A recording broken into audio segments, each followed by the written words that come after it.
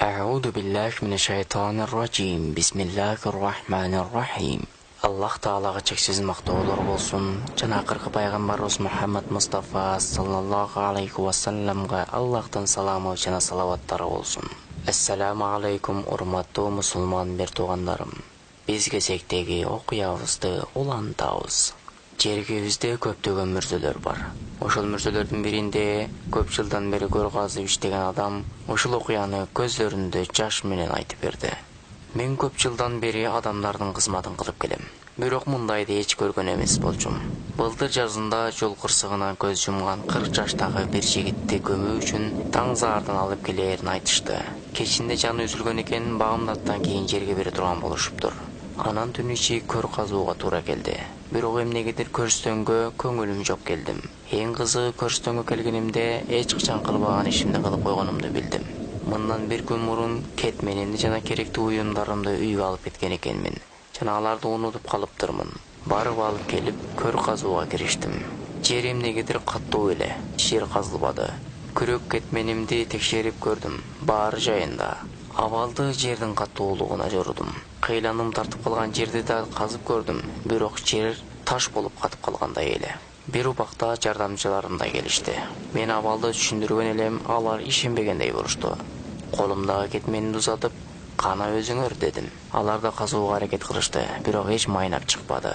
Багымдат намазынан соң жаназа окулган сөөгүктү алып келишти. Мен болгон ишти имамга айтып бердим. Имам көзүнө жаш алып, сөөгүк ээлерине барып түшүндүрдү. Баарынын көзүнчө мындан бир нече саат мурун кылган иштерибиздин баарын кайталап бердик. Ошол жердегилердин баары бир чындыкты түшүнгөн эле. Жер сөөгүктү алгысы жок. Имам менен сүйлөшүп эптеп жарым метр чуңкур казып, аны жерге бердик. Терең кайгыруу менен соң үйлөрүбүзгө тарадык. Эң жаман окуя эртеси күнү болду. Мен башка бирөөлүк үчүн көр казып жатканымда ары жактан иттердин үнү угулуп калды. Барсам кечеки койгон сөөгүк сыртка чыгып калыптыр. Иттер болсо аны тытмалап салыптыр.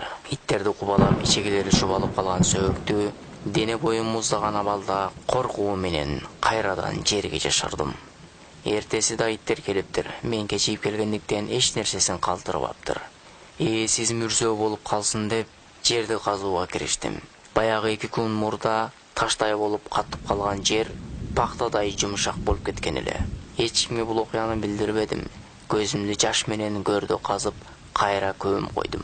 Ар күн ушул кабырды көргөндө терең ойго батчу болдум. Баягы жер албаган жигит Кудайга жакпаган эмне иштерди кылды экен деп сүрүштүрбөдүм. Мага мунун кандай кызыгы бар? Баары бир билем. Же кумарпоз болгон, же сынаакор болгон, же ууру, же рекет, же тынбасын аракка мас болгон адам болгон.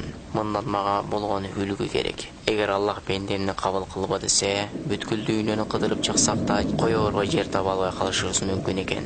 Аллахтан чырайлуу абалда жан берип, кабырыбыз нурлуу болуусун сурап кетебиз.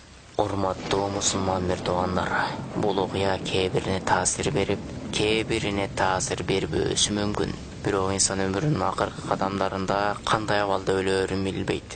Бизди Аллах Тааладан жакшы өлүм насип этүүсүн тилеп калабыз. Ассаламу алейкум ва рахматуллахи ва баракатух.